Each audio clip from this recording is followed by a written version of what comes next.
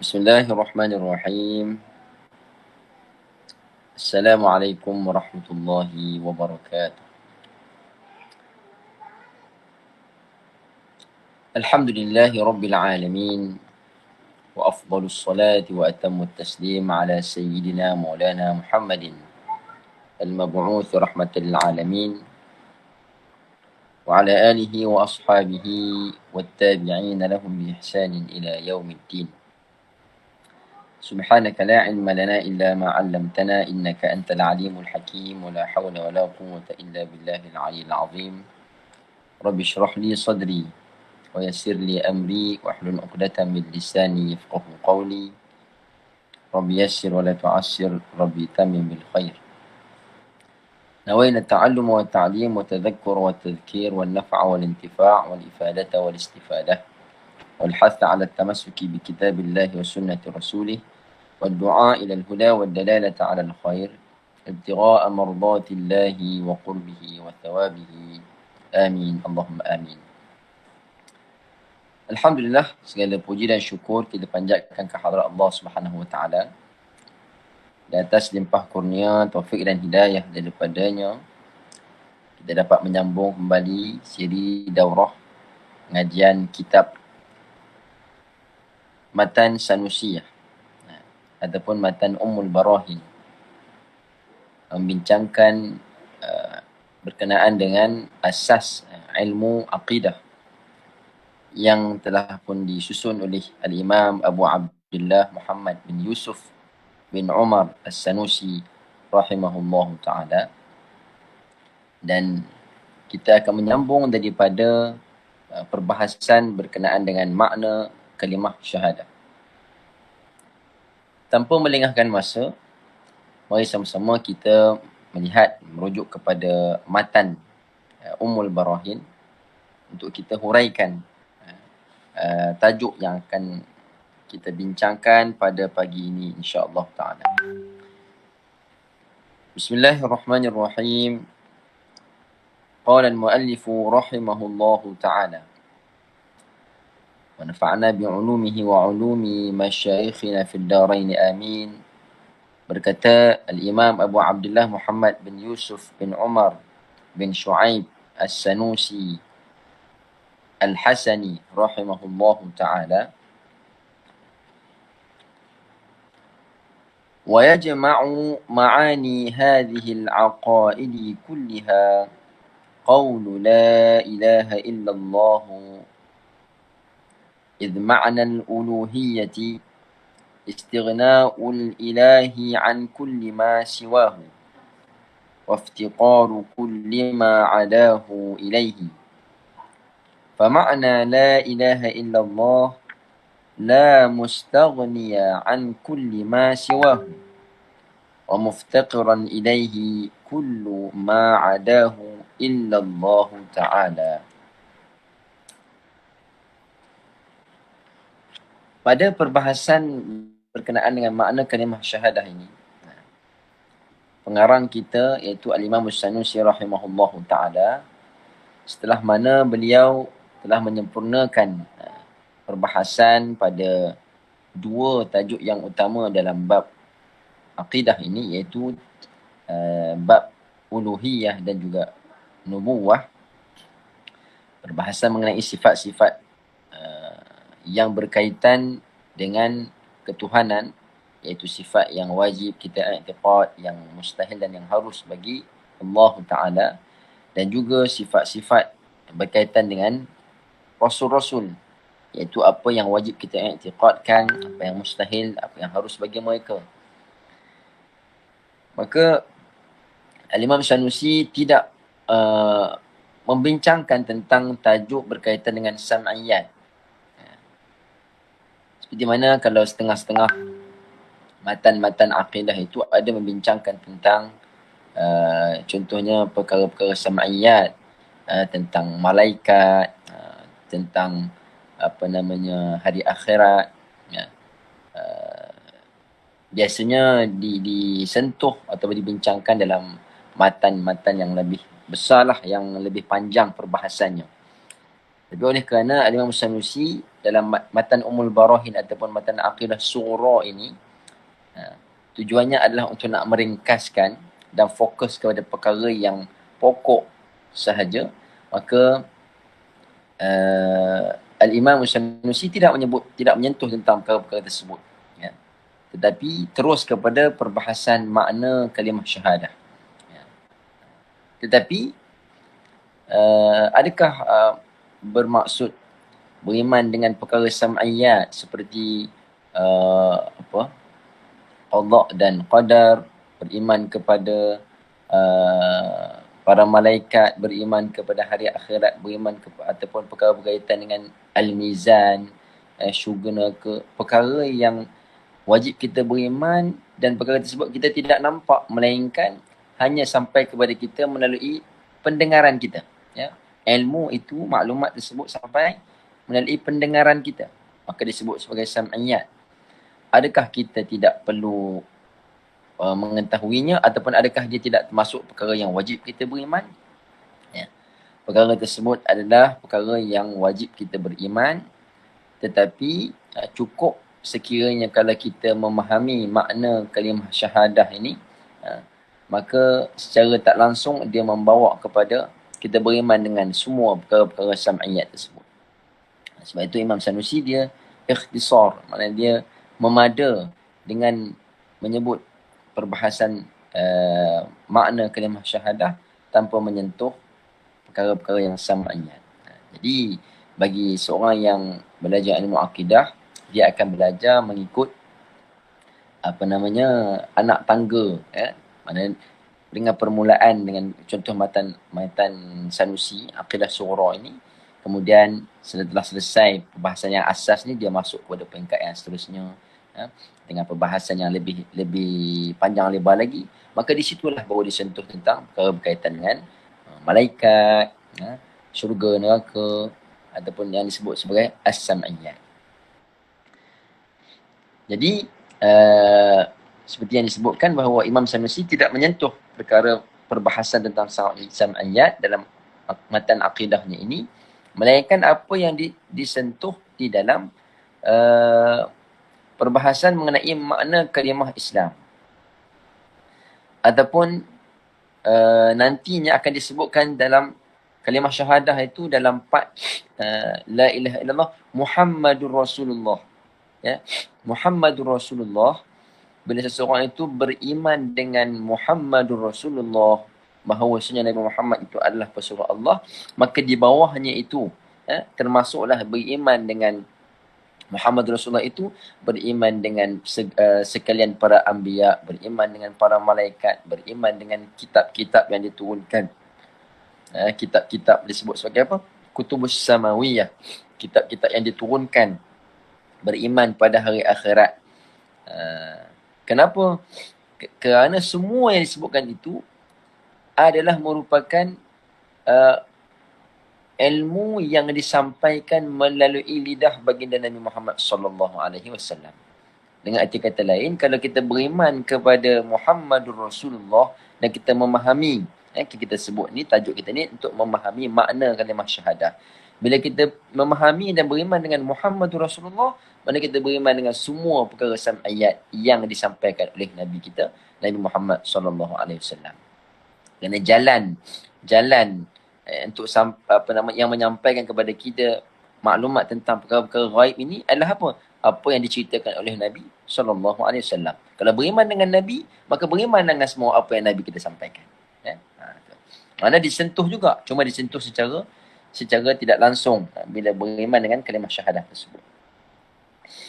Dan antara perkara-perkara yang sam'iyat, yang ghaibiyat, yang wajib kita i'tiqad, ya, i'tiqad pada syarak ni ialah kita wajib beriman dengan qada dan qadar, soalan dalam kubur, ya, nikmat dalam kubur dan siksa kubur, kebangkitan, dan kemudian kita wajib beriman dengan hari perhitungan, maknanya, dan saat kita menerima buku catatan amalan itu, ya, ada yang menerima dengan tangan kanan, ada yang menerima dengan tangan kiri, ada yang daripada belakang mereka.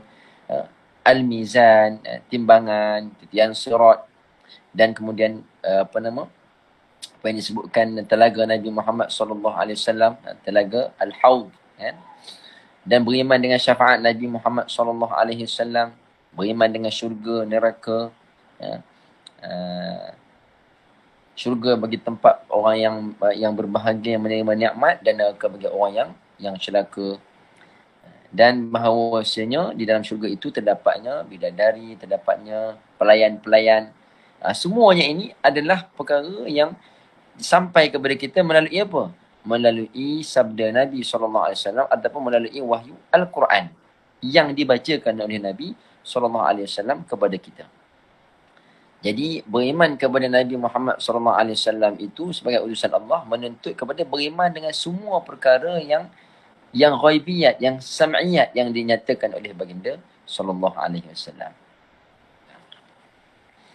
Dan juga di antara perkara yang wajib kita beriman juga ialah tentang afdaliyah, keutamaan, ketinggian darjat Nabi kita Nabi Muhammad sallallahu alaihi wasallam berbanding dengan seluruh makhluk. Ya. Dan mukjizat yang Allah Taala bekalkan kepada Nabi sallallahu alaihi wasallam, antaranya Isra' Mi'rajnya, Isra' Mi'raj baginda dengan tubuh baginda. Dan juga bukan sekadar itu, wajib juga kita beriman dengan keutamaan afdaliyah, keutamaan sahabat-sahabat Nabi radhiyallahu alaihim ajma'in ke atas seluruh umat. Maknanya Rasulullah sebagai manusia yang paling mulia dibandingkan seluruh manusia, dan kemudian sahabat-sahabat baginda itu ialah manusia yang paling mulia berbanding dengan seluruh umat. Banding dengan umat Nabi-Nabi yang lain, maka para sahabat itu yang paling mulia. Perkara ni kalau kita baca dalam contoh macam dalam Jauharatul Tauhid, matan Jauharatul Tauhid, Imam Ibrahim Al-Laqani. Jadi dia ada sebutkan di situ. Maknanya antara perkara-perkara sam'iyat wajib kita beriman ni ialah apa? Level ataupun darjat Nabi-Nabi ni. Nabi-Nabi ni ulul azmi gini. Kemudian umat Nabi Muhammad SAW. Iktiqad kita apa? Yang paling utama sekali Nabi Muhammad, dan kemudian 4 orang sahabat yang Khulafa' ar-Rasyidin, dan kemudian 10 orang sahabat yang dijanjikan syurga, dan kemudian lagi ahlu Badar, dan kemudian lagi dia ada tu. Mana kita kena iktiqadkan perkara tersebut. Termasuk dalam perkara yang wajib kita iktiqad ialah apa? Tingkatan ataupun level umat Nabi Muhammad ni ada dia punya kategori dia. Itu juga termasuk di dalam perkara sam'iyat. Sebab apa? Sebab Nabi yang menyebutkan, Nabi yang menyatakan tentang keutamaan tersebut. Begitu juga termasuk di dalam perkara sam'iyat ialah kita wajib beriman dengan turunnya Nabi Isa AS apabila kalau hampir dengan waktu berlakunya kiamat nanti. Baginda akan turun untuk membunuh Dajjal. Dan juga wajib juga kita beriman dan kita i'tiqadkan bahawasanya para anbiya dan para syuhada itu mereka itu hidup di dalam kubur mereka. Bal ahya'un 'inda rabbihim yurzaqun. Ya. Orang yang mati syahid itu hidup, wajib kita beriman. Dan sekalian lagi lah perkara-perkara yang disebut sebagai perkara-perkara sam'iyat, semuanya tandariju, termasuk di bawah keimanan kita kepada Muhammadur Rasulullah sallallahu alaihi wasallam. Itu saya sebut secara ringkas, insya-Allah. Nanti kita akan sentuh nanti. Imam Sanusi dia akan nyatakan bagaimana beriman dengan kalimah syahadah itu menuntut kita beriman dengan sekalian perkara-perkara yang sam'iyat yang disebutkan tadi itu. Baik. Kita terus kepada matan kita insya-Allah taala. Wa yajma'u ma'aniya hadhihi al-aqidati kulliha. Ya. Wa yajma'u, dan menghimpunkan makna-makna akidah ini semuanya. Qawlu. Baik, kalau kita tengok sikit dari sudut apa panggil bahasanya, dari sudut nahunya. Wa yajma'u, dan menghimpunkan fi'il mudhari', marfu' wa alamatu raf'ihi ad-dhammah. Manakah fa'il dia? Mana fa'il dia? Wa yajma'u ma'aniya hadhihi al-aqidati kulliha. Kita baca ni sebab dah ada baris dah, ada tashkil dah. Jadi boleh kita baca ma'aniya, kan? Kenapa ma'aniya tu dibaca dengan baris atas, kan? Kerana ma'aniya itu adalah maf'ulun bih, mansub. I'rabnya nasab. Kenapa? Kerana dia maf'ulun bih. Jam'ut taksir. Jamak taksir mansubnya dengan fathah. Mana fa'il dia? Mana dia punya pembuat dia? Wa yajma'u, kerana bagi setiap fa'il mesti kena ada fa'il. Fa'il dia di belakang tu. Wa yajma'u ma'ani hadhihi al-'aqidati kulliha qawlu la ilaha illallah. Qawlu itulah fa'ilnya. Jadi kalau kita nak letak makna dan menghimpunkan. Menghimpunkan apa? Apa yang menghimpunkan? Qawlu la ilaha illallah tu. Di belakang. Dia punya fa'il dia dah jadi muakhar ke belakang, ya. Dan menghimpunkan kalimah la ilaha illallah Muhammadur Rasulullah itu ma'aniya, ya. Kalau biasa kitab-kitab lama dia letak apa? Dia letak perkataan oleh, nak menunjuk kepada fa'il. Dan menghimpunkan oleh kalimah syahadah itu, kalimah la ilaha illallah Muhammadur Rasulullah itu akan makna hadhil aqidati kulliha, menghimpunkan akan makna. Ma'ani itu jadi maf'ulun bih, ya. Kalimah syahadah itu menghimpunkan makna-makna semua akidah ini, ya, hadhil aqidati kulliha. Itu kalau kita nak letak dia punya baris-baris i'rab dia tu, ya. Kerana kalau idza sahal i'rab sahal makna, kalau sah i'rab sah makna. Kalau tak sah i'rab tak sah makna. Baik. Jadi menghimpunkan kalimah la ilaha illallah Muhammadur Rasulullah itu makna-makna ini i'tiqad semuanya.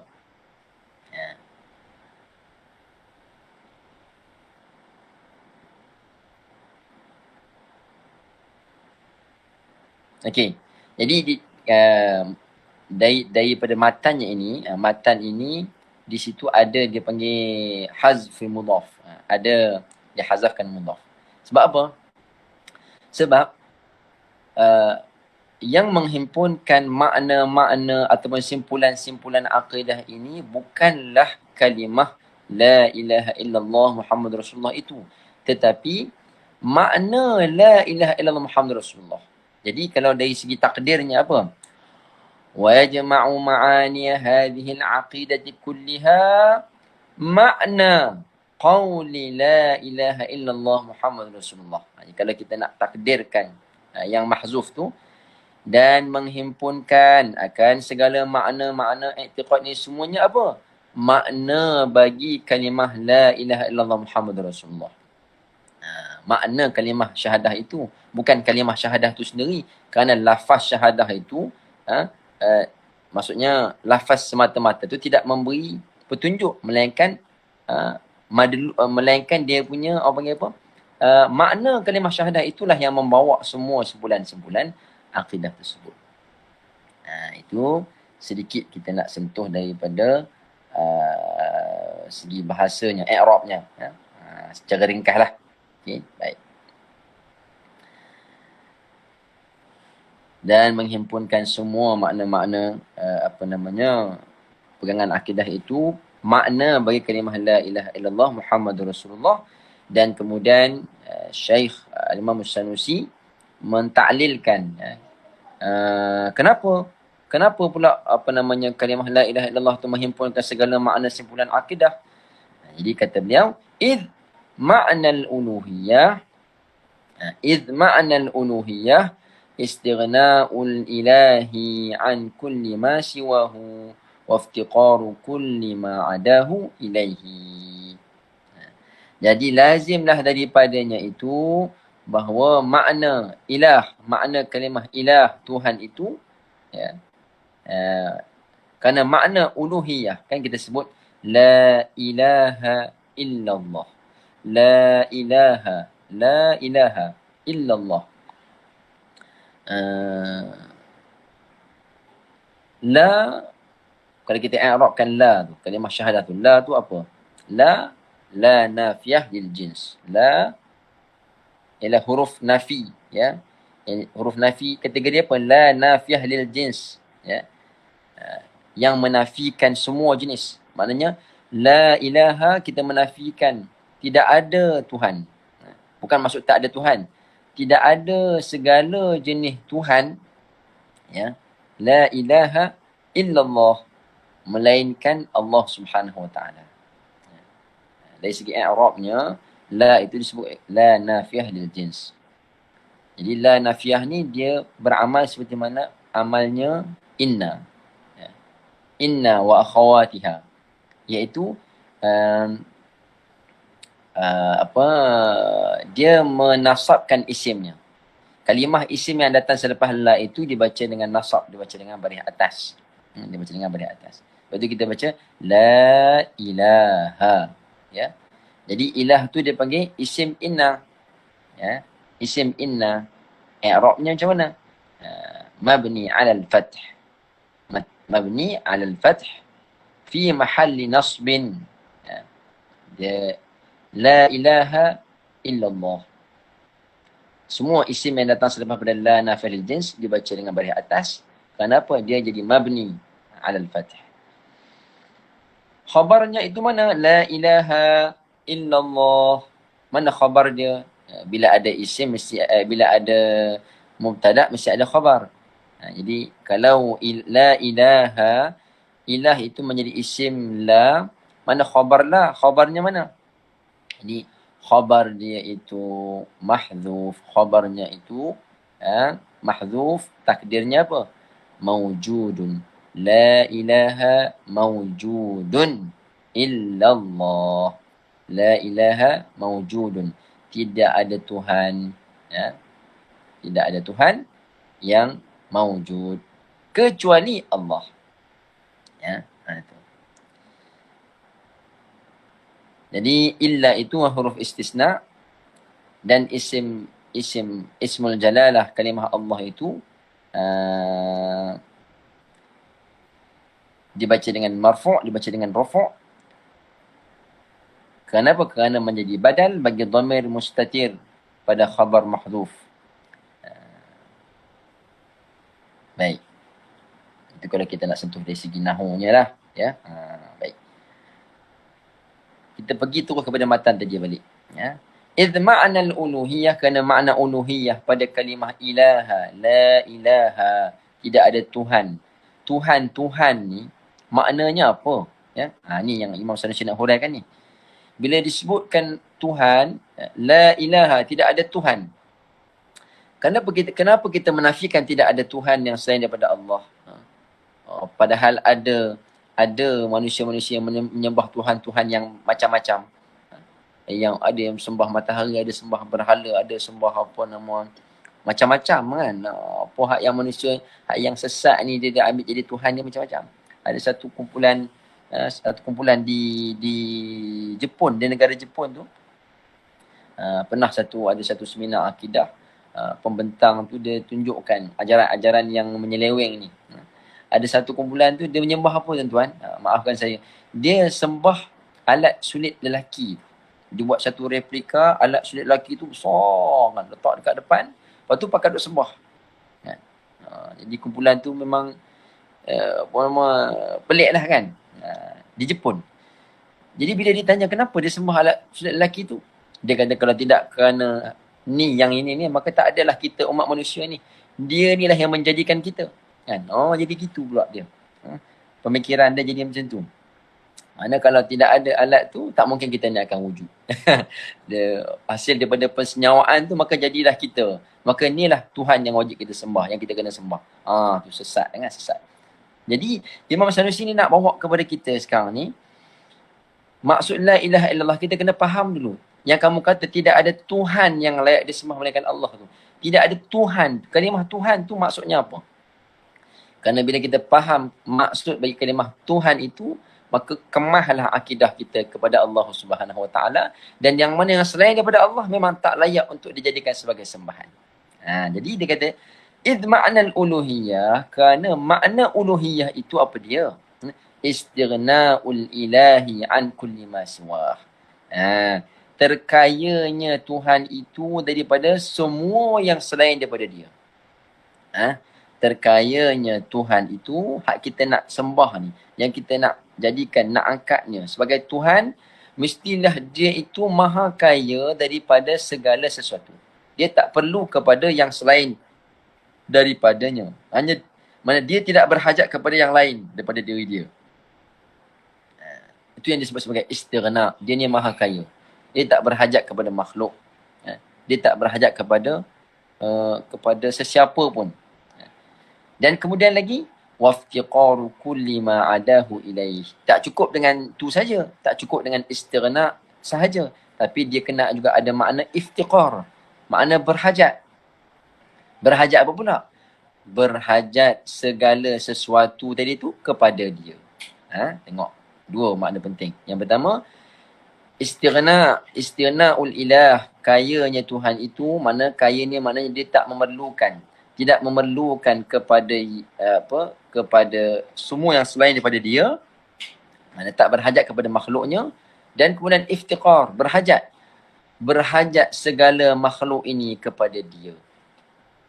Biasa dengar tak makna kalimah istighna iftiqar.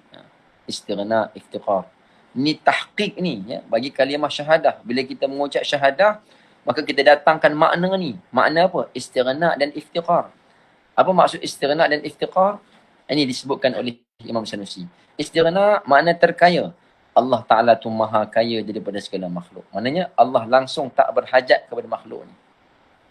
Dalam hadis Nabi ada menyebutkan bahawasanya kalaulah seluruh manusia ini berhimpun di atas satu tempat, berhimpun di tempat yang tinggi, dan kemudian mereka ni nak memberikan manfaat kepada seseorang, contohnya mereka nak beri kebaikan kepada seseorang, nescaya mereka tidak akan mampu memberikan kebaikan itu kepada sesiapa pun, melainkan yang ditentukan oleh Allah Ta'ala.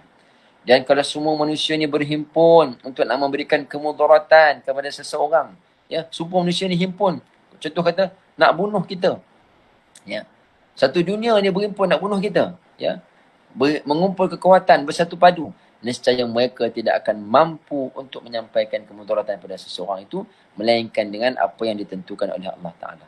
Maknanya apa? Manusia ni tidak ada kemampuan, tak ada kekuatan, melainkan yang mutlak itu hanyalah daripada Allah Subhanahu Wa Ta'ala. Allah Ta'ala maha kaya daripada makhluk.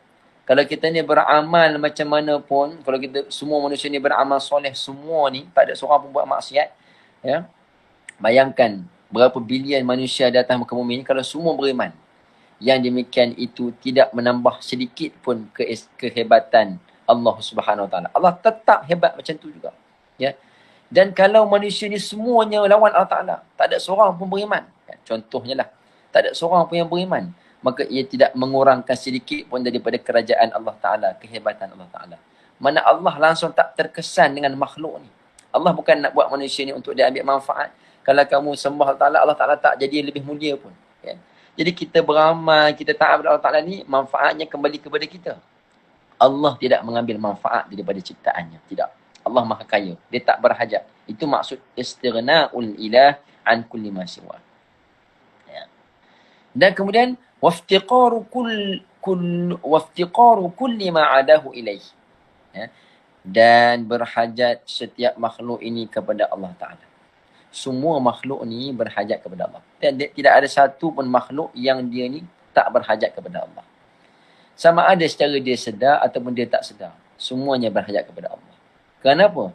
Kerana tak mungkin ada satu pun makhluk yang boleh wujud atas muka bumi ni, sekiranya Allah Ta'ala tidak wujudkan dia.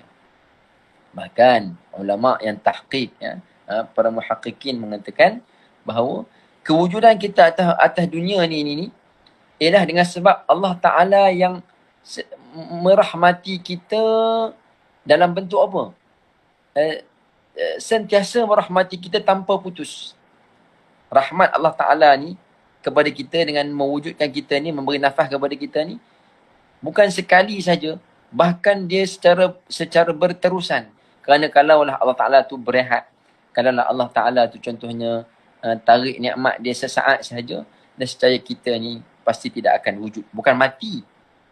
Bukan mati saja, bukan kata tak boleh bernafas, mati saja. Bahkan jasad kita pun akan hilang. Kenapa? Kerana adanya kita ni, zahirnya kita ni adalah dengan sebab apa? Allah Ta'ala yang mewujudkan kita. Jadi kalau kita faham secara mendalam lagi, itu yang membawa kepada maksud. Kalau boleh saya sentuh sikitlah yang disebut oleh ulama-ulama, contoh antaranya Ibnu Arabi yang membawa kita biasa dengar kalimah wahdatul wujud kan, kewujudan yang satu, yang tunggal. Jadi kalau kita tengok kepada seluruh makhluk ni pun akan nampak, tidak nampak kewujudan makhluk, yang kita nampak kewujudan Allah Ta'ala, kerana Allah Ta'ala lah yang mentajallikan kepada makhluk ni, sehingga makhluk ni boleh ada. Kalau Allah Ta'ala tidak mentajallikan kepada makhluk ni, tidak mewujudkan dia, maka tidak layak untuk ada satu pun atas muka bumi ni, ataupun tidak layak untuk wujud sesuatu pun yang selain daripada Allah Subhanahu Wa Ta'ala. Jadi hakikat semua yang ada ni adalah menjadi bukti kepada kewujudan Allah Ta'ala yang tunggal itu. Itu yang disebut sebagai wahdatul wujud kan. Jadi itu maknanya waftiqaru kulli ma adahu ilaih. Semua yang selain daripada dia semua berhajat kepada dia belaka. Itu makna uluhiyah. Jadi Tuhan yang mempunyai sifat ini, sifat istighna dan iftiqar ni, kalau kita tengok atas muka bumi ni, ada tak? Dalam alam ni ada tak yang selain daripada Allah Ta'ala? Tidak ada. Ya.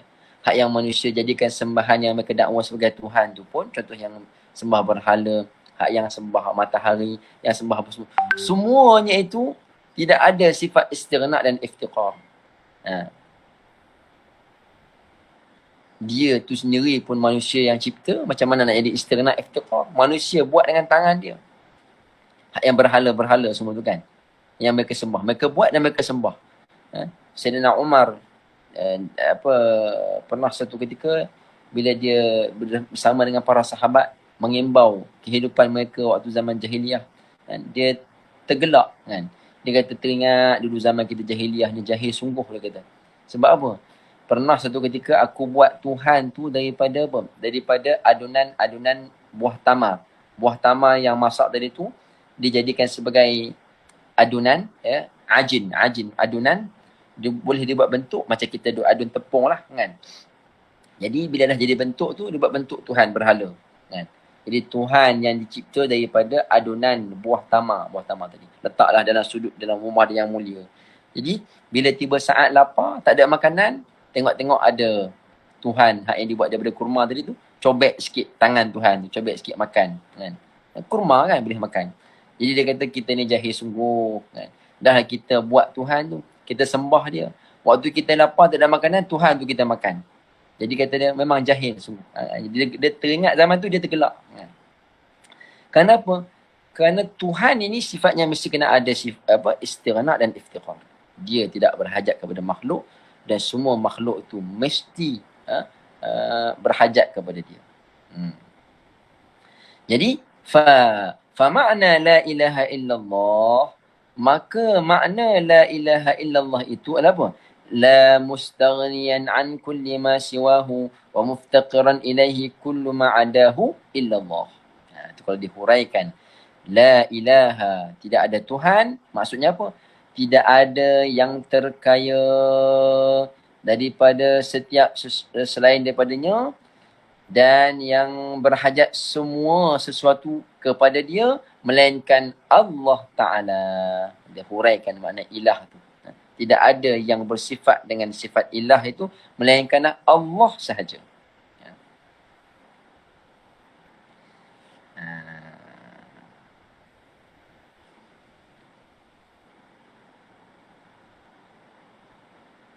Jadi Imam Sanusi rahimahullahu ta'ala, dia mentafsirkan makna kalimah ilah itu, dengan disebut sebagai makna yang lazim. Makna yang lazim. Dia tidak menterjemahnya dengan makna makna apa begini? Maknalah terjemahan semata-mata. Kerana ilah itu, ilah, kalau kita terjemah, kalau kita buka kamus, kan, apa makna ilah? Dia akan sebut ilah itu maknanya ma'bud. Jadi kalau kita nak translatekan, la ilaha illallah, maka kita boleh kata la ma'buda illallah. Tidak ada yang disembah. Ilah itu ilah yang disembah. Tidak ada yang disembah melainkan Allah. Cukup dah. Tapi Imam Sanusi dia nak datangkan makna yang lebih tahqiq. Ma'bud itu adalah mafhum bagi kalimah ilah. Bila sebut ilah, maknanya yang disembah. Translate-nya, terjemahannya. Tapi bila kamu sebut sesuatu itu yang disembah, apakah yang lazim bagi sesuatu yang disembah? Sesuatu yang disembah itu mestilah bersifat dengan apa? Dia itu maha kaya, semua makhluk berhajat kepada dia. Jadi istighna'uhu terkayanya Tuhan tu daripada segala makhluknya dan berhajat segala makhluk kepada dia, itu disebut sebagai makna yang lazim bagi kalimah ilah. Makna yang lazim bagi kalimah ilah disebut sebagai tafsir bermakna lazim, bukan tafsir dengan makna yang mutabaqah. Kalau tafsir dengan makna yang sepakat, yang mutabaqah, maknanya la ma'bud, tidak ada Tuhan yang disembah melainkan Allah. Jadi kita kena ingat maksud istighna dan iftiqar itu ialah makna yang lazim bagi kalimah ilah, kalimah Tuhan, yang hari ni contoh. Kenapa penting bila kita faham makna kalimah Tuhan ni pun? Untuk mendepani tumahan-tumahan daripada golongan-golongan yang suka mensyirik-syirikkan manusia. Kalau ada soalan boleh kongsikan insyaAllah. Saya nak sentuh sikit mutaakhir ini ada satu kumpulan yang dia suka mensyirikkan manusia. Bila dia tengok orang tu, contohnya orang tu pergi ziarah kubur dan duk berdoa di kubur, kan, duk doa pula lama pula, kadang-kadang duk di kubur tu baca Quran pula, doa lagi dan menyeru lagi orang dalam kubur tu. Dia kata ini semua penyembah kubur, ubadul kubur, penyembah kubur. Syirik kena menyembah kubur. Mereka mensyirikkan orang-orang yang duduk berdoa di kubur para anbiya, kubur para awliya, kubur orang soleh. Dengan mudahnya mereka mensyirikkan. Baik, kita kata kamu nak syirikkan manusia ni, jangan mudah-mudah, kena berhati-hati. Kerana kalimah syirik ni, kufur syirik ni, dia kalimah yang berat. Yang kalau kita kata kepada orang tersebut, hukum tu, kalimah tu, dia bukan dengan mudah-mudah gitu. Kita kata dekat orang syirik, maka kesyirikan, kekufuran tu dia akan naik ke langit dan dia akan turun. Kalaulah orang yang membuat perbuatan syirik tu betul-betul syirik, maka dia akan terkena kepada fulan tersebut, kufur tersebut. Tetapi kalau orang yang kita tuduh syirik tu, dia tidak syirik, dia tidak murtad, dia tidak kufur, maka kalimah kufur tu akan kembali kepada orang yang mengucapkannya, kan? Jadi kita nak kata kepada orang tu dia sembah kubur, kan? Kamu pergi tanya dia. Hak yang dia doa menghadap kubur tu, kamu tanya dia. Kamu sembah kubur ke? Kamu doa minta dekat tuan kubur ke? Kamu iktikad kata hak dalam kubur tu dia tu berkuasa ke? Kerana la ilaha illallah. Kerana hak yang disembah ni, hak yang kita nak iktikad nak jadi Tuhan ni apa? Yang boleh bagi manfaat, boleh bagi mudarat. Sifat dia masih apa? Istighna dan iftiqar. Dia maha kaya daripada segala makhluk dan segala makhluk berhajat kepada dia. Jadi orang yang duduk dalam kubur tu, dia ada ke makna istighna dan iftiqar? Dia berhajat. Kita berhajat pada dia ke? Kan? Seluruh makhluk berhajat pada dia ke? Dia terkaya daripada makhluk ke? Tidak. Jadi tidak timbul makna orang menyembah kubur, kan? Hatta kalau contoh kalau kita nak kata Allahumma salli ala Muhammad, golongan-golongan yang suka mensyirikkan ni, barangkali mereka tidak faham makna ilah, tak faham makna Tuhan yang disembah tu. Padahal Nabi telah menyebutkan dalam hadis bahawa Nabi tidak bimbang umat akhir zaman, umat baginda ni menjadi syirik. Kerana bukan mudah-mudah kita nak mensyirikkan orang ni. Tapi yang Nabi bimbang ialah bila dibentangkan dunia, kemewahan kekayaan dunia ni, mana manusia berbunuh-bunuhan, jatuh-menjatuhkan, hasad menghasad. Kenapa? Kerana berebut dunia. Sehingga bawa pada pertumpahan darah. Yang itu yang Nabi bimbangkan. Jadi, jangan terpengaruh dengan golongan-golongan yang suka mensyirik-syirik. Bila kita mengaji akidah dengan cara yang betul, kita tahu Tuhan yang layak disembah ni Allah Ta'ala saja. Yang ada sifat istighna dan iftiqar ni hanya Allah. Selain daripada Allah tu tidak layak untuk disembah pun. Ya. Itu dia. Baik. Jadi, bila kita beriman dengan kalimah la ilaha illallah yang membawa maksud istighna dan iftiqar tadi semua tu, dan maka dihuraikan oleh Imam Sanusi, amma istighna'uhu, kita beriman, bila kita beriman dengan istighna'nya Allah Subhanahu wa taala, mana Allah Taala tu maha kaya daripada segala makhluk yang selain daripada dia tu, fahuwa yujibu lahu ta'ala al-wujud, maka istighna'nya itu mewajibkan bagi Allah Subhanahu wa taala itu bersifat dengan sifat wujud. Mana kalau kita beriktiqad Allah Taala tu Tuhan yang maha kaya, tak berhajat kepada makhluk, maka melazimilah menuntut untuk apa? Kita mensabitkan, mengiktiqadkan bahawa Allah Taala itu bersifat dengan wujud. Allah Taala tu ada. Seperti mana yang kita telah huraikan. Apa maksud ada, apa maksud wujud? Iaitu sifatun nafsiyah. Sifat nafsiyah yang wajib bagi Allah Subhanahu wa taala. Dan mewajibkan juga kita mengiktiqadkan bahawa Allah Ta'ala itu qidam, ya, sedia kala. Allah Ta'ala tu maha kaya kan, maka Allah Ta'ala tu ada, dan dia ada tu sedia kala, ya, sedia kala. Mustahil Allah Ta'ala tu ada lawan bagi qidam tu maknanya apa? Hadis, ya. Lawan bagi qidam tu ialah apa? Baharu. Kerana kalau dia baharu, maka dia berhajat kepada yang mengadakan dia. Maka yang dimakan itu mustahil. Jadi Allah Ta'ala tu qidam, sedia kala. Dan wajib kita i'tiqad juga Allah Ta'ala itu baqa', kekal. Dan wajib kita beri'tiqad Allah Ta'ala tu menyalahi daripada segala makhluk. Mukhalafatu wal mukhalafata lil hawadith wal qiyama bin nafs. Dan wajib kita i'tiqad Allah Ta'ala itu ada dengan sendirinya.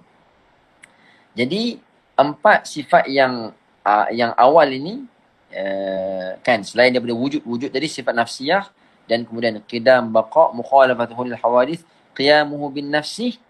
4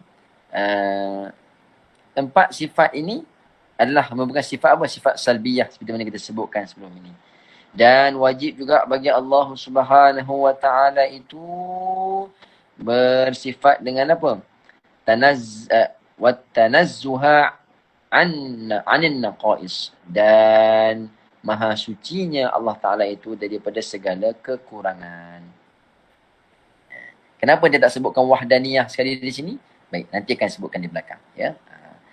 Wa yadkhulu fi dhalika, dan termasuk di dalam yang demikian itu juga, maknanya makna yang dituntut daripada istighna itu, istighna Allah SWT itu, wujubu sam'i lahu ta'ala wal basari wal kalam. Wa yadkhulu fi dhalika, dan termasuk daripada yang demikian itu juga, maksudnya wajib Allah Ta'ala itu maha suci daripada segala kekurangan itu, maka wajib Allah Ta'ala itu mendengar, melihat dan berkata-kata. Sama' basar kalam ini termasuk daripada sifat apa? Sifat-sifat ma'ani yang telah kita bincangkan sebelum ini. Bila kita mengisbatkan sifat ma'ani bagi Allah Ta'ala, maka melazimilah sifat ma'nawiyah, iaitu kaunuhu sami'an, kaunuhu basiran, kaunuhu mutakalliman. Jadi, dengan kita memahami makna istighna'nya Allah Ta'ala tu, maka di situ sudah ada beberapa sifat dah kita i'tiqad. Kita ulang balik. Jadi wujud dan kemudian qidam, baqa, mukhalafatul hawadith, qiyamuhu bin nafsi. Kan? 5 dah. Kemudian sifat apa lagi? Sama, basar, kalam. Sama, basar, kalam. Dan kaunuhu sami'an, kaunuhu basar, kaunuhu mutakalliman. Mana di situ kita sudah pun ada dah 11 sifat. Yang kita mengaji sifat 20 tu, 11 tu ada di mana? Bila mana kita beriman dengan istighna'nya Allah Subhanahu Wa Taala. Di situ ada 11 sifat dah i'tiqad kita. Okey. Maka dihuraikan lagi. إذ لو لم تجب له هذه الصفات لكان محتاجا إلى المحدث أو المحل أو من يدفع عنه النقائص. Kenapa kalau kita beriman dengan istighna Allah Ta'ala tu melazimkan kita beriman dengan sifat-sifat yang sebut tadi yang sebelah tu? Tengok dihuraikan ta'lilnya. Kerana kalaulah tidak wajib baginya, yakni bagi Allah Ta'ala tu, sifat-sifat ini yang disebut terdahulu tadi, lakana muhtajan, nescaya Allah Ta'ala tu berhajat kepada muhdis. Kalau kita kata Allah Ta'ala tu tidak wujud, tidak ada, mustahil. Sebab apa? Sebab buktinya alam ni, makhluk ni ada. Kan? Kalau kita kata Allah Ta'ala tu tidak qidam, tidak sedia kala, maka kalau gitu Allah Ta'ala tu hadis. Sesuatu yang hadis berhajat kepada muhdis yang mengadakan. Okay. Jadi berhajat kepada muhdis itu mustahil. Begitu juga kalau kita kata kalau Allah Ta'ala tu tidak bersifat dengan sifat qiyamuhu bin nafs, adanya Allah Ta'ala tu dengan sendirinya, ya, maka apa, kalau kita kata Allah Ta'ala tidak bersifat dengan qiyamuhu bin nafs, mana Allah Ta'ala tu berhajat kepada yang lain untuk mengadakan dia, atau berhajat kepada tempat untuk dia ada. Berhajat kepada tempat. Bila ada tempat baru dia boleh ada. Seperti mana i'tiqad orang yang mengatakan Allah Ta'ala tu ada di atas langit. Kan? Jadi kalau langit tu tak ada, di mana dia nak ada? Kan? Kena ada tempat tu. Ada tempat. Mana dia berhajat pada tempat. Itu bertentangan dengan akidah kita, i'tiqad kita pada sifat qiyamuhu bin nafs. Ya? Jadi kalaulah tidak wajib bagi Allah Ta'ala semua sifat yang kita sebutkan tadi tu, nescaya Allah Ta'ala tu berhajat kepada muhdis, berhajat kepada tempat, ataupun berhajat kepada sesiapa yang menolak kemudaratan, menolak kekurangan daripadanya. Maka semuanya itu, berhajatnya Tuhan kepada semua yang dinyatakan itu adalah mustahil. Mustahil. Baik. Kemudian dilanjutkan lagi, wa yu'khadhu minhu, dan diambil daripadanya juga, minhu, kita nak kembali kepada mana dhamir ni, minhu ni, mana? Daripada istighna' tadi tu. Daripada istighna'nya, kayanya Allah Ta'ala tadi. Dan difahami. Yu'khadhu minhu tu maksudnya difahami daripadanya juga. Diambil, maksudnya difahami. Dan difahami daripada istighna'nya Allah Ta'ala itu juga adalah apa? Tanazzuhuhu ta'ala anil aghrab. Sucinya, terkayanya Allah Ta'ala itu daripada al-aghrab. Makna aghrab ni apa? Aghrab mana? Daripada tujuan-tujuan. Jamak kepada kalimah gharab.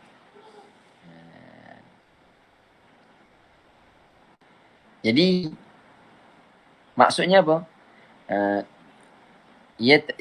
Makna aghrab ni ialah kalau kita patah balik pada sifat mukhalafatuhul hawadith, Allah Ta'ala tu menyalahi daripada segala makhluk. Di situ ada huraiannya. Allah Ta'ala ciptakan manusia ni, perbuatan-perbuatan Allah Ta'ala ni bukan kerana Allah Ta'ala tu berhajat kepada perbuatan kita tu. Contoh kalau kita beribadat, solat, kita puasa, adakah Allah Ta'ala berhajat atau memerlukan kepada ibadat kita tu, amal ibadat kita tu? Tidak. Allah Ta'ala tidak memerlukan, tidak berhajat tu. Tetapi di sana tu ada hikmahnya. Ada hikmah yang Allah Ta'ala nak tujuannya itu untuk kita. Bukan untuk dirinya. Kita kena faham juga. Kalau kita sebut hikmah Allah Ta'ala suruh kita solat ni untuk kita dekatkan diri kepada dia. Adakah Allah Ta'ala tu berhajat dia nak kita dekatkan diri kita kepada dia?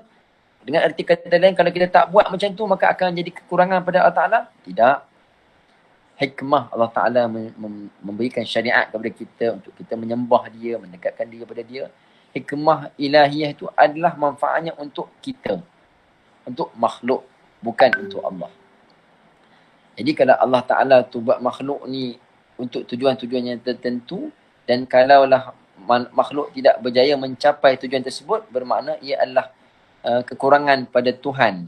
Kerana lemahnya nak mencapai tujuan tersebut, maka yang demikian itu adalah maha suci pada Allah Subhanahu Wa Taala. Tanazzuhu ta'ala 'anil aghrad, mana maha suci Allah Ta'ala tu daripada tujuan-tujuan, ya, maksudnya tujuan matlamat daripada makhluk ni. Wa ammal aghrad, adapun tujuan-tujuan aghrad fi af'alihi wa ahkamihi, pada af'al, pada perbuatan-perbuatannya Allah Ta'ala dan hukum-hukumnya itu, ya.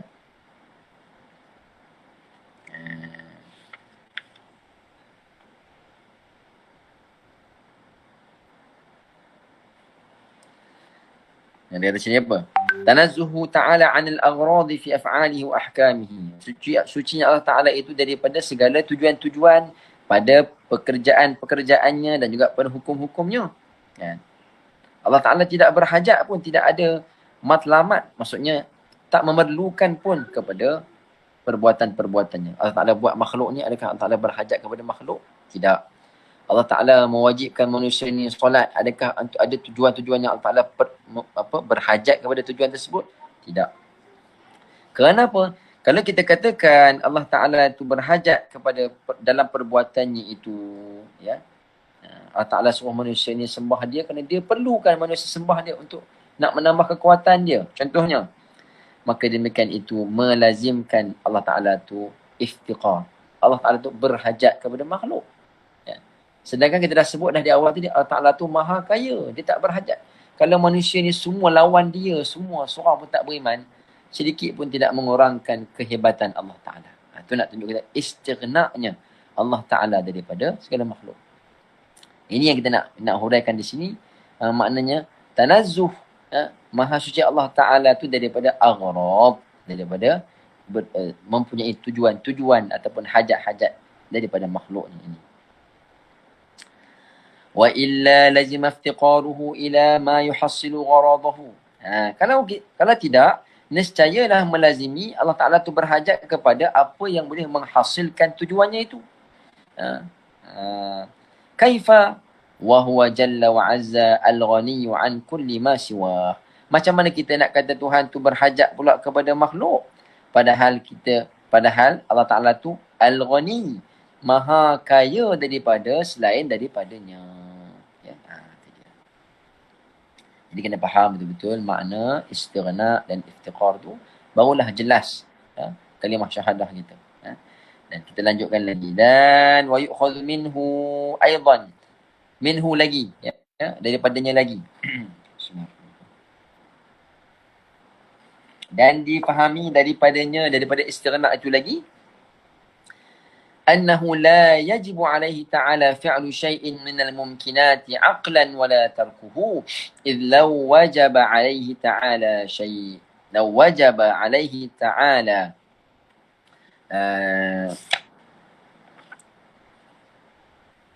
syai'un minha aqlan kathawabi mathalan. Betul tak tu? إذ وجب عليه تعالى شيء منها عقلا كالثواب مثلا لكان جل وعز مفتقرا إلى ذلك الشيء ليتكمل به غرضه إذ لا يجب في حقه تعالى إلا ما هو كمال له كيف وهو جل وعز الغني عن كل ما سواه. Okay? Jadi difahami daripadanya juga adalah bahawasanya Allah Ta'ala itu annahu, Allah Ta'ala itu la yajibu alaihi ta'ala, tidak wajib ke atas Allah Ta'ala itu fi'lu syai'in minal mumkinat, membuat sesuatu daripada perkara-perkara mumkinat ini. perkara mumkinat. Apa perkara mumkinat? Menciptakan makhluk ni. Menghidupkan makhluk ni. Atau meniadakan makhluk ni. Kita dah sebut dah. Fi'lul syai'in minal mumkinat ini termasuk daripada apa? Daripada perkara yang harus pada Allah Ta'ala. Harus. Allah Ta'ala nak buat manusia ni boleh. Tak nak buat pun boleh. Nak mematikan manusia pun boleh. Nak kekalkan pun boleh. Ya, benda-benda yang berkaitan dengan makhluk ni pada Allah Ta'ala semuanya harus berlaku. Allah Ta'ala nak cipta syurga, boleh? Kalau nak cipta pun boleh. Fi'lu syai'in minal mumkinat termasuk dari perkara-perkara yang harus pada Allah Ta'ala. Jadi tengok di sini. Bila kita faham istighna'nya Allah Ta'ala, bermakna tidak wajib ke atas Allah Ta'ala itu mengadakan makhluk ni. Atau meniadakan. Tidak wajib. Ya. Kenapa? Kalaulah wajib kepada Allah Ta'ala mengadakan makhluk ni ataupun meniadakan makhluk ni pada akal. Disebutkan tengok tu. Aqlan, pada akal. Ya, pada akal. Kalau kita pada mata tu gariskan huraian tu. Kenapa Imam Sanusi mendatangkan qaid, mendatangkan aqlan tu. Penting tu, tak boleh buang. Buang aqlan tu nanti jadi celaru. Bukan buang akal. Buang kalimah aqlan. Sebab apa? Sebab kita kata, okey, contoh. Wajib tak Allah Ta'ala mematikan kita? Wajib tak Allah Ta'ala mematikan kita? Wajib tak Allah Ta'ala memasukkan orang beriman ke dalam syurga? Atau wajib tak Allah Ta'ala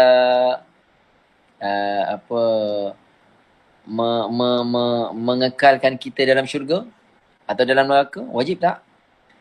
Kalau pada akal, maka tidak wajib. Tidak ada sesuatu pun daripada perkara mumkinat tu yang wajib pada Allah Ta'ala. Tidak. Harus berlaku. Allah Ta'ala nak hidupkan kita terus tanpa mati pun boleh. Harus. Allah Ta'ala nak apa? Semualah yang mumkinat dia tu boleh berlaku. Pada apa tu? Pada akal. Aqlan. Tengok penting tu. Pada akal. Kenapa? Kalau syar'an, kalau pada syarak, kerana hukum-hukum akal ni hukum yang diisbatkan pada akal. Tapi kalau hukum syarak, hukum yang dinisbahkan pada syarak, dia kena tengok pada dalil-dalil Al-Quran dan pada hadis. Jadi dalam Al-Quran kata, Allah Ta'ala kata, kullu nafsin dha'iqatul maut. Setiap yang hidup pasti akan merasai mati. Maknanya, setiap yang hidup yang selain daripada Allah Ta'ala tu pasti akan mati belaka. Kan? Jadi pada syarak mengatakan mati. Kalau tak mati, mana menyalahi syarak. Menyalahi apa yang Allah sebut. Kan? Jadi, wajib mati itu ialah wajib syarak. Wajib syarak. Bukan wajib akal. Bukan wajib akal. Kalau pada akal, boleh tak Allah Ta'ala nak biar manusia ni hidup tanpa perlu mati? Boleh. Boleh benda tu pada akal. Kerana dia tidak wajib pada hak Allah Ta'ala pada akal. Tapi pada syarak, wajib. Sebab Al-Quran sebut dunia ni akan musnah, kita akan dimatikan dan kemudian dibangkitkan. Wajibnya kita mati itu ialah wajib pada syarak. Wajib kita Allah Ta'ala mematikan kita tu wajib syarak. Ataupun disebut juga sebagai wajib aridhi. Wajib yang mendatang sebab ada dalil syarak. Kalau pada asal hukum tidak wajib, tidak wajib. Kalau pada akal tidak wajib.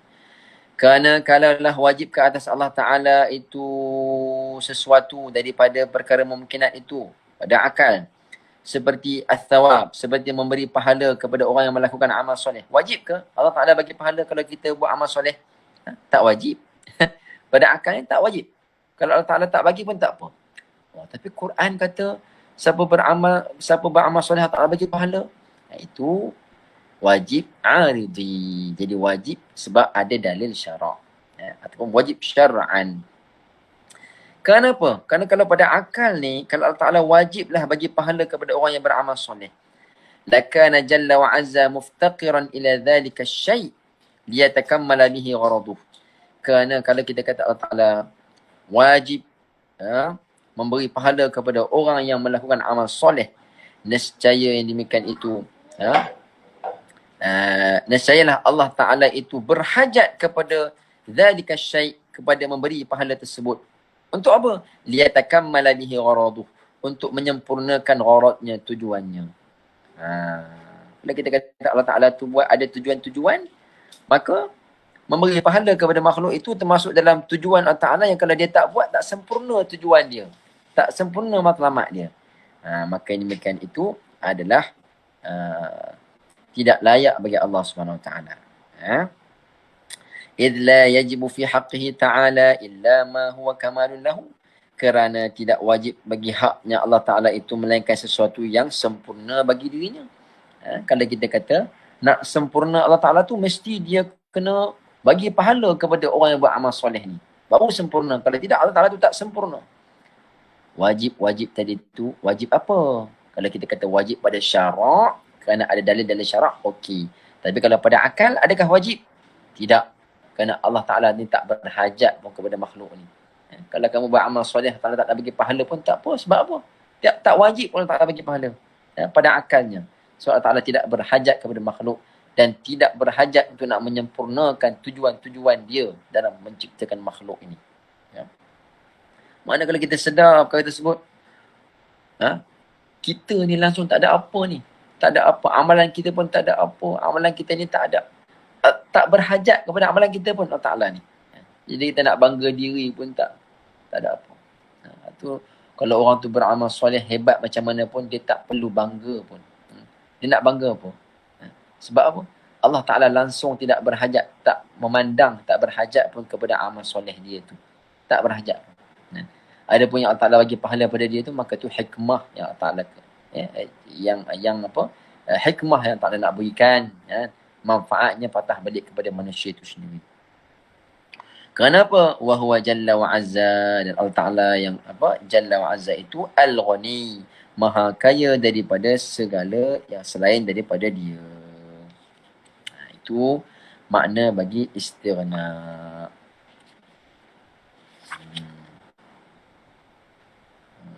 Panjang lagi ni kan.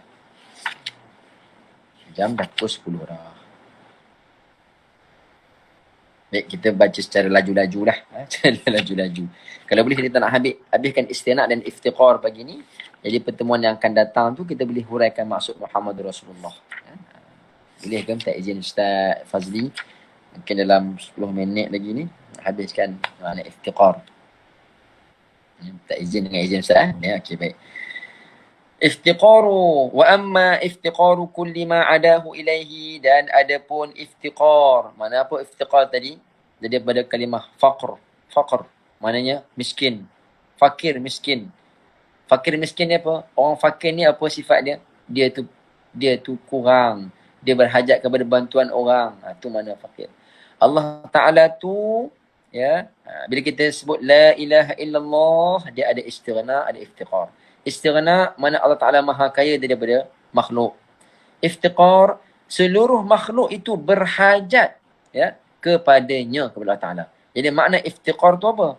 Iftiqaru kulli ma adahu, berhajat segala yang selain daripada Allah. Mana seluruh makhluk ini semua berhajat kepada dia. Fahuwa yujibu. Jadi kita memahami makna iftiqar tu mewajibkan apa? Yujibu lahu ta'ala al-hayah, mewajibkan Allah Ta'ala itu mesti bersifat dengan hayah, hidup.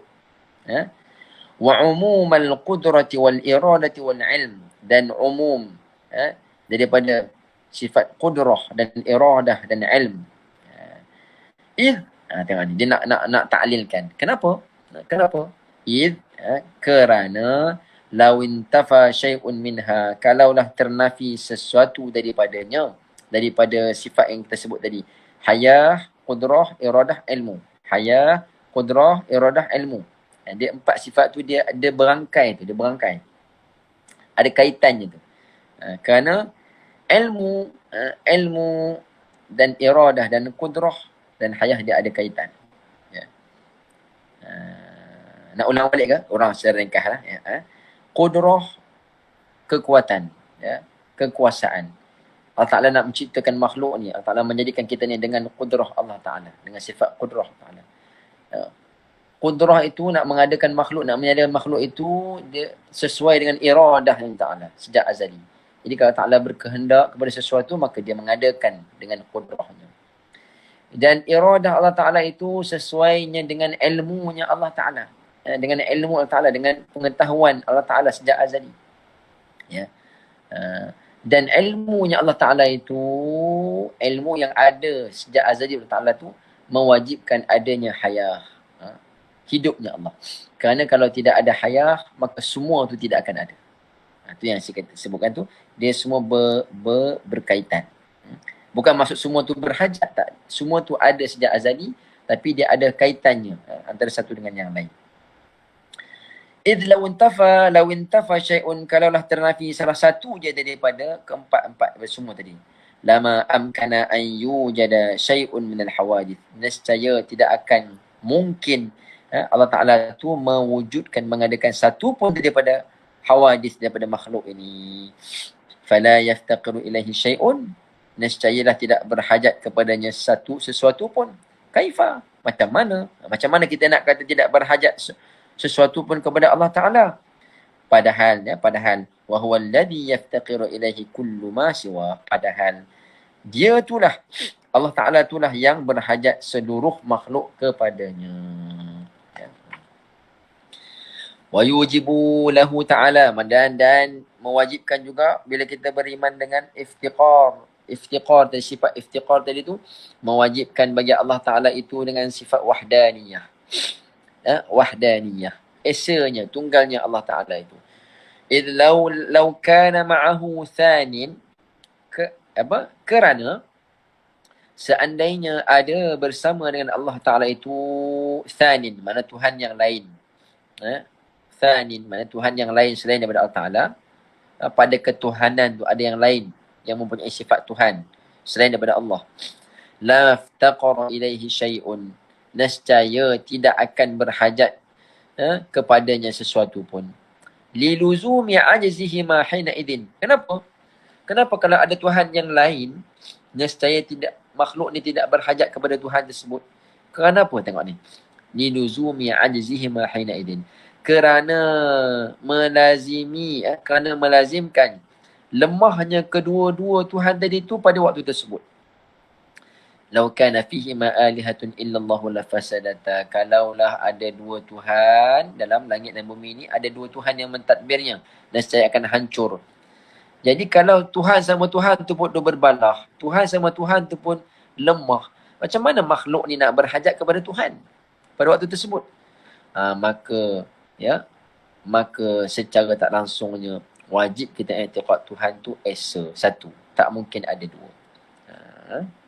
Bila dia tunggal, maka barulah layak untuk semua makhluk ini berhajat kepada dia dan tidak selain daripada dia.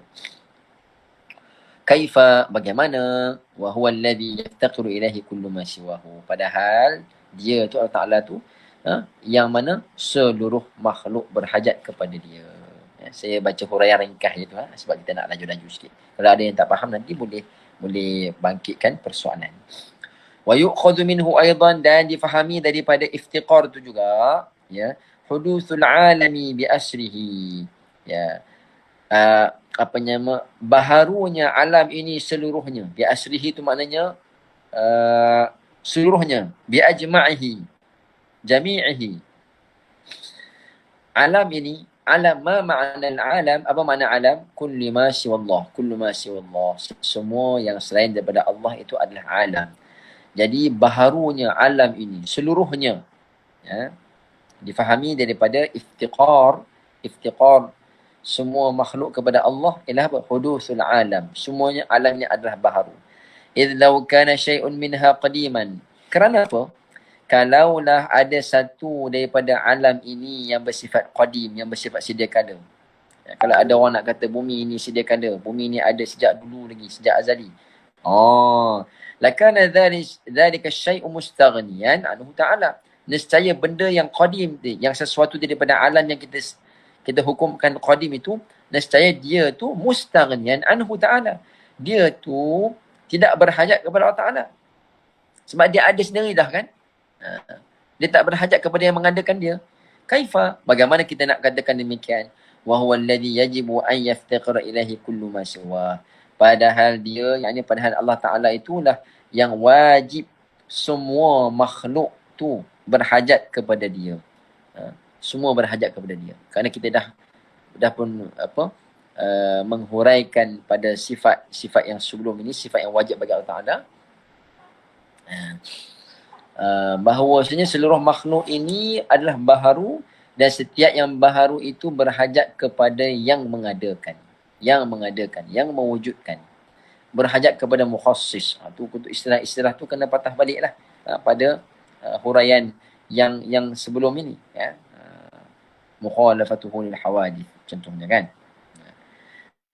Jadi macam mana kita nak katakan ada sesuatu yang qadim daripada alam ini, padahal mustahil. Sebab apa? Semua alam ni adalah baru dan setiap yang baru itu berhajat kepada Allah Ta'ala. Semuanya muftaqiran, iftiqar kepada Allah Subhanahu Wa Ta'ala. Wa yu'khadhu minhu aidan, dan dipahami daripada sifat iftiqar itu juga ialah apa? Annahu la ta'thira li syai'in minal kainati fi atharin ma, bahawasanya tidak memberi kesan bagi sesuatu pun daripada kainat, daripada makhluk ini. Kainat, alam, makhlukat, semua tu sama tu. Ya. La ta'thira li syai'in minal kainati fi atharin ma. Maksudnya apa? Tidak memberi kesan pada sesuatu pun daripada makhluk ini fi atharin ma. Fi atharin ma, pada kesan akan sesuatu. Maksudnya gini, perbuatan-perbuatan makhluk ini tidak memberi bekas, tak memberi kesan. Contohnya, kalau kita ambil pisau tadi menghiris, memotong, ya. Adakah ketajaman pisau itu yang memberi kesan kepada daging yang dipotong tadi? Kan boleh pakai korban kan, potong daging pakai pisau tajam. Pisau tajam, sembelih. Adakah dengan ketajaman pisau itulah yang memberi kesan kepada terpotongnya urat, terpotongnya leher lembu tadi tu? Ya. Kalau kita nak kata tajam pisau tu yang memberi kesan, maka yang perkara tersebut itu bertentangan dengan akidah yang sebenar. Sebab apa? Yang memberi kesan hanyalah Allah Ta'ala. Makhluk tidak mampu memberi kesan. Api tidak boleh membakar kalau tidak diizinkan Allah. Ya, air tidak boleh memadam kebakaran kalau tidak dengan izin Allah Ta'ala. Pisau yang tajam tidak boleh menghiris kalau tidak diizin Allah Ta'ala. Ya. Adapun pada adatnya pisau tajam boleh potong. Api boleh membakar pada adat. Pada akal tidak. Ya, tidak. Tak wajib pun. Ya. Kalau ada orang yang masih lagi keliru dalam bab tu, itu kena patah balik pada basic. Bukan kata basic ilmu akidah. Dia kena patah balik pada basic, kena centerkan hukum akal dia dulu. Kan? Akal tu kena bagi center dulu. Kan? Sebab tu mula-mula pengajian ilmu akidah ni dia nak align. Dia memperbetulkan cara kita berfikir pada akal dulu. Mana satu yang wajib pada akal, mana satu yang mustahil, mana yang harus pada akal. Kan? Kalau kita buat soalan, kita nak tahu pegangan akidah orang ni betul ke tidak, ataupun dia ni faham tak akidah. Kita kata okey, pisau yang tajam ni kalau pisau tu tumpul, dia boleh memotong tak? Boleh putus tak urat leher tu kalau pisau tu tumpul? Kalau dia kata haruslah putus, kan? Haruslah putus urat tu, kan? Pisau tumpul. Dia kata tumpul ke, ataupun kalau guna belakang parang sekalipun, kan? Kalau belakang parang, faham tak belakang parang? Kan parang macam ni, yang bawah ni belah tajam, ni atas belakang ni, belakang golok ni kan. Kalau guna belah tu pun, harus dia kata putus urat leher tu. Ya. Sebab apa? Pada akal perkara tersebut harus saja. Kan? Tapi hak yang orang duk asah pisau bagi tajam, bila tajam baru putus urat leher, kan? Itu pada adat. Wajib pada adatnya pisau tajam memotong. Api yang marak boleh membakar pada adat. Tapi kalau pada akal tidak. Pada akal tidak. Contohnya, kalau orang tu kebal, pisau tajam macam mana pun tak loop. Macam mana ni? Akal tak boleh brain. Akal yang mana tu? Kalau akal orang beriman, benda tu simple je. Sebab apa? Allah tidak mengizinkan pisau tu untuk memberi bekas. Perbuatan makhluk tidak memberi kesan. Ya, ni kita nak ngaji ni, kan? Jadi tidak memberi kesan sesuatu pun daripada makhluk ini pada sesuatu perbuatan. Kenapa? Kalaulah perbuatan manusia tu memberi kesan, nescaya melazimi an yastaghniya dhalikal atharu an maulana jalla wa azza. Kerana kalau perbuatan makhluk ni memberi kesan, boleh beri kesan. Pisau yang tajam tu boleh memotong. Nescaya dia tidak berhajat kepada Allah Subhanahu Wa Taala. Kan? Padahal bagaimana kita katakan demikian? Kaifa wa huwa alladhi yaftaqiru ilaihi kullu ma siwah. Padahal dia itulah, Allah Taala itulah yang berhajat seluruh makhluk kepadanya. Umuman ala kulli hal. Secara umum atas setiap hal keadaan. Jadi pisau yang memotong tadi tu, yang tajam tadi tu boleh menghiris tu adalah dengan sebab kesan itu. Kesan itu apa? Dengan kehendak Allah Ta'ala. Bukan dengan sebab tajam pisau. Kalau tajam pisau pun, kalau Allah Ta'ala tak berkehendak, tak boleh potong. Tak boleh potong.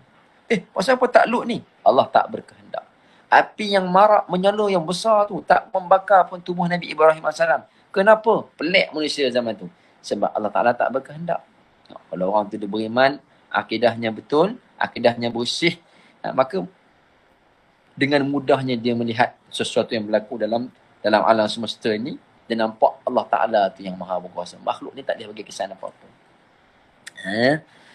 Hadha in qaddarta anna syai'an minal kainati yu'athiru bi tab'ihi wa amma in qaddarta mu'athiran bi quwwatin ja'alaha Allah fihi kama yaz'umuhu kathiran minal jahalati فذلك محال أيضا لأنه يصير حينئذ مولانا جل وعز مفتقرا في إيجاد بعض الأفعال إلى واسطة وذلك باطل لما عرفت من وجوب استغنائه جل وعز عن كل ما سواه.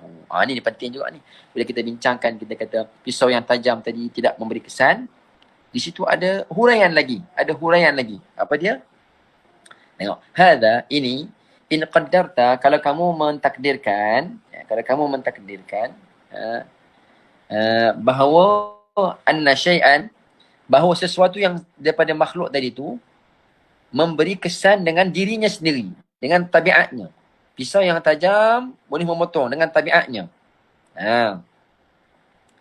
Itu adalah mustahil. Maksud itu bertentangan dengan iftiqar, sifat iftiqar. Ya. Tetapi kalau kamu mentakdirkan bahawa pisau yang yang tajam tadi boleh memotong, dengan sebab apa? Dengan sebab kekuatan yang Allah Ta'ala jadikan padanya. Pisau yang tajam tu tak boleh memotong, tapi Allah memberikan kekuatan kepada pisau tadi tu untuk dia boleh memotong. Maknanya dia boleh memotong dengan kekuatan yang Allah Ta'ala beri kepada dia. Maknanya dengan perantaraan pisau yang tajam, dengan wasitah pisau yang tajam. Seperti mana yang didakwa oleh ramai daripada kalangan jahalah, orang-orang yang jahil, maka yang demikian itu mustahil juga. Fadzalika muhalun aidan. Muhalun aidan. Yang ini disebut sebagai mazhab apa ni? Mazhab apa? Ahli bid'ah juga. Ahli bid'ah. Bukan fahaman ahli sunnah wal jamaah. Kenapa? Li'annahu yasiru hina idin kana pada ketika itu, jadilah Allah Ta'ala itu berhajat kepada mengadakan sebahagian daripada perbuatannya itu kepada wasitah. Jadi Allah Ta'ala contoh orang memotong daging tadi, nak putus, dengan berhajat kepada wasitah pisau yang tajam. Allah Ta'ala menjadikan ketajaman pisau itulah yang boleh memotong. Jadi melazimi Allah Ta'ala tu berhajat kepada wasitah dalam perbuatannya itu. Berhajat kepada perantara. Wadzalika batilun. Yang demikian itu adalah batil. Batil lima arafta min wujub istighnahi jalla wa azza. Batil kerana daripada apa yang kamu ketahui daripada wajibnya kaya Allah Ta'ala itu daripada segala makhluknya. Jadi kita nak faham macam ni dia. Kalau kita kata, kalau pisaunya tumpul sekalipun, kalau Allah Ta'ala berkehendak ia boleh memotong, maka nescaya dia boleh potong. Ya, daging itu boleh potong. Kalau pisau ni tajam sekalipun, kalau Allah Ta'ala tidak berkehendak dia boleh memotong, maka tak boleh potong. Habis tu yang kita duk tajamkan pisau tu, duk asah tu sebab apa? Itu sebab syarak. Syarak menyuruh kita supaya menajamkan pisau. Syarak suruh kita buat ihsan kepada binatang korban. Sebab tu kita buat. Jangan pula kita nak jadi orang yang akidah, kononnya berakidah. Ambil pisau tajam tu lagi, hirih lembu tu.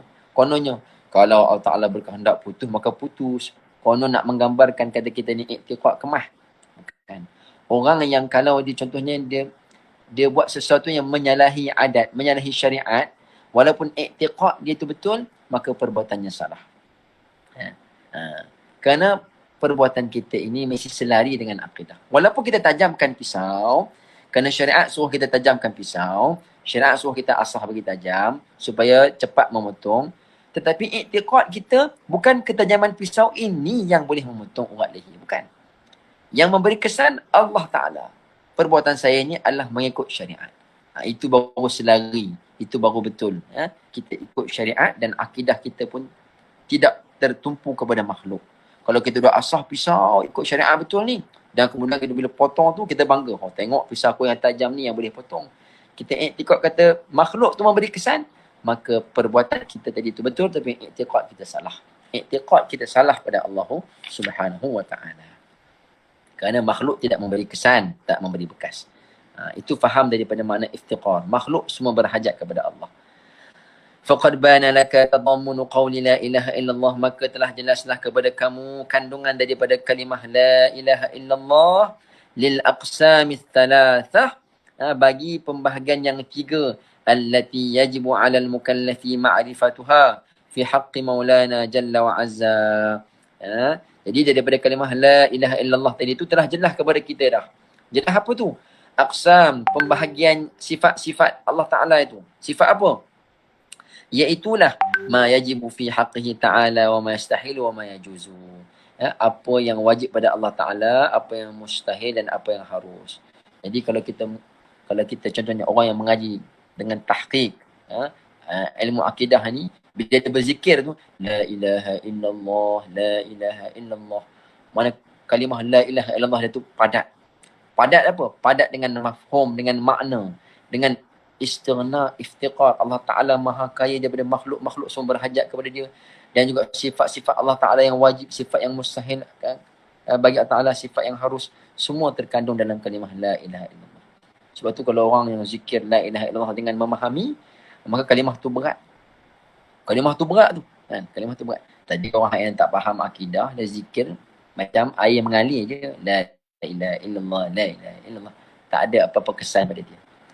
Sebab tu kalau setengah-setengah ahli zikir, ahli tariqat contohnya, dia ada zikir tu dia ada aturan dia. Contoh macam cara dia nak geleng-geleng kepala tu kan. La ilaha illallah, la ilaha illallah. Pernah tengok ada orang zikir gitu? Kadang-kadang kita tengok orang kampung tu begitu je. Ada yang macam ni, ada yang begini. Sebenarnya dia ada tu tujuan. Orang dulu dia la ilaha illallah, la ilaha illallah. Ada satu orang tuan guru cerita, bila dia zikir la ilaha illallah, dia buat gini. La ilaha. Maksudnya dia mencabut daripada hati dia tu la ilaha, tiada Tuhan yang layak disembah. Membuang segala iktiqad yang batil, membuang segala kefahaman yang salah, membuang cinta kepada dunia ataupun tumpuan kepada dunia ni, cabut. Tu dia buat di situ. Daripada hati kita belah kiri ni, la ilaha, cabut illallah. Bila sebut illallah tu, dia memasukkan, memasakkan hanyalah Allah Ta'ala yang berkuasa. Hanyalah Allah Ta'ala matlamat kita. Hanya Allah Ta'ala tujuan kita. La ilaha illallah, la ilaha illallah. So dia ada pergerakan tu. Jadi zikir-zikir macam tu adalah latihan untuk nak memasakkan akidah, untuk nak memantapkan akidah. Jadi kalau kita faham tu, insya-Allah maka betul lah kalimah syahadah kita ni. Tapi kalau orang yang mengucap kalimah syahadah tapi mafhumnya menyalahi makna kalimah syahadah, maka di situ rosak iman dia. Jadi insya-Allah akan datang kita akan tengok pula makna dari kalimah Muhammadur Rasulullah sallallahu alaihi wasallam. Dan untuk kali ini pertemuan kita cukup sekadar tu dahulu. Kalau ada soalan, saya tengok soalan kalau ada. Soalan daripada FB, adakah bermakna fahaman wahdatul wujud boleh diterima pakai sebagai satu aliran akidah? Baik, terima kasih soalan soalan daripada sahabat kita. Dia sebenarnya wahdatul wujud ni, ya, dia perbahasan bagi golongan-golongan yang level orang-orang yang tinggi keilmuan mereka. Level-level orang yang muhaqqiqin. Sebab itu contoh macam Ibnu Arabi sendiri pun, dia mengharamkan kitab-kitab dia ni dibaca oleh orang-orang awam. Imam Ghazali sendiri pun mengharamkan perbahasan-perbahasan yang detail daripada ilmu kalam ataupun ilmu mantik kepada orang-orang awam. Orang awam yang tak ada asas-asas akidah, yang tak mengaji macam kita mengaji, contohnya asas akidah, haram dia mengaji. Sebab apa? Bimbang takut dia salah faham. Tapi bagi mereka yang sudah ada asas yang baik, dia kefahaman akidah dia dah betul dah. Falsafah, ilmu kalam tu dia dah faham dah asasnya. Maka dia boleh mengkaji kepada perbahasan wahdatul wujud. Kenapa? Kerana tidak ada yang bercanggah pun dengan yang sebenarnya dalam kefahaman wahdatul wujud tu. Adapun yang mengatakan fahaman tu sesat kerana dia tak faham. Dia tak faham seperti mana yang difaham oleh Ibnu Arabi. Dia faham seperti mana yang dia faham, maka jadi sesat lah. Kalau dia faham seperti mana dikehendaki oleh Ibnu Arabi dan ulama yang seangkatan dengannya, maka tidak jadi sesat. Bahkan itulah akidah yang orang kata apa, yang perbahasan yang detail, yang daqiq, yang mendalam. Yang sebenarnya tak dituntut kepada kita pun. Yang dituntut kepada kita ni pada asasnya beriman dengan asas-asas akidah yang macam kita mengaji ni saja. Tak perlu kita nak pergi lebih dalam akidah wahdatul wujud dan sebagainya, tak perlu pun. Bagi orang yang nak pergi, syarat dia mesti kena asasnya kuat. Kena mengaji dulu ilmu kalam, kena mengaji dulu ilmu makulat. Ini ilmu mantik tak mengaji, makulat tak mengaji, ilmu kalam, asas akidah pun tak mengaji, nak bincang tentang wahdatul wujud, memang sesat. Lepas tu ulama-ulama mengharamkan baca kitab-kitab tersebut bagi orang-orang awam. Itu maknanya perkara yang sebenarnya disiplin ilmu. Kalau kita langgar disiplin tu akan bawa kepada kemudaratan, kepada sesat. Itu kadang-kadang mereka mengkafirkan sebahagian ulama. Sebab apa? Kata ulama ni sesat-sesat. Sebab dia tak sampai level untuk nak mengkaji ulama tersebut. Dia tidak ada alat. Macam orang dulu mengaji pondok, dia ada ilmu alat. Orang hari ni dia mengaji ilmu agama ni tidak ada ilmu alat. Terus mengaji perbahasan, khilafiyah apa semua. Alat tak ada. Bila alat tak ada, maka dia akan menyesatkan orang tu, menyalahkan ulama-ulama. Padahal ulama-ulama yang disesatkan tu adalah level-level mujtahidin, ulama-ulama besar tu, ulama besar. Bahkan sebahagian itu wali-wali Allah lagi tu, mengkufurkan wali-wali Allah macam mana tu agaknya. Maka dia akan jatuh dalam kesesatan, jauh daripada hidayah petunjuk Allah Subhanahu Wa Taala. Allah Subhanahu Wa Taala alam. Cukup sekadar tu dulu. Yang baik daripada Allah, yang silap, yang kurang kelemahan saya sendiri. Mohon maaf sebab kita terpaksa laju sikit. Laju sikit sebab pengajian secara daurah ni memang dia nak kena laju lah. Tak boleh nak slow-slow sebab target kita nak khatamkan kitab ni. InsyaAllah dengan niat dan keazaman, satu masa kita nak akan baca juga secara detail. Macam cara ulama-ulama dulu baca sikit-sikit, dihuraikan, bawa contoh misal supaya lebih faham. InsyaAllah. Yang ni kita nak ambil berkat dan nak ambil asas-asas perbahasan ilmu kalam. Cara ulama-ulama aliran perbahasan ilmu kalam insya-Allah. Wallahu subhanahu wa ta'ala alam. Aqulu qali hadza wa astaghfirullahal azim li wa lakum. Wassalamu alaikum warahmatullahi wabarakatuh. Allahumma 'allimna ma yanfa'una wanfa'na bima 'allamtana wa zidna ilma. Allahumma arina al-haqqa haqqan warzuqna ittiba'ahu wa arina al-batila batilan warzuqna ijtinabah. Wa sallallahu ala sayyidina Muhammad wa ala alihi wa sahbihi wasallam. Alhamdulillahirabbil alamin.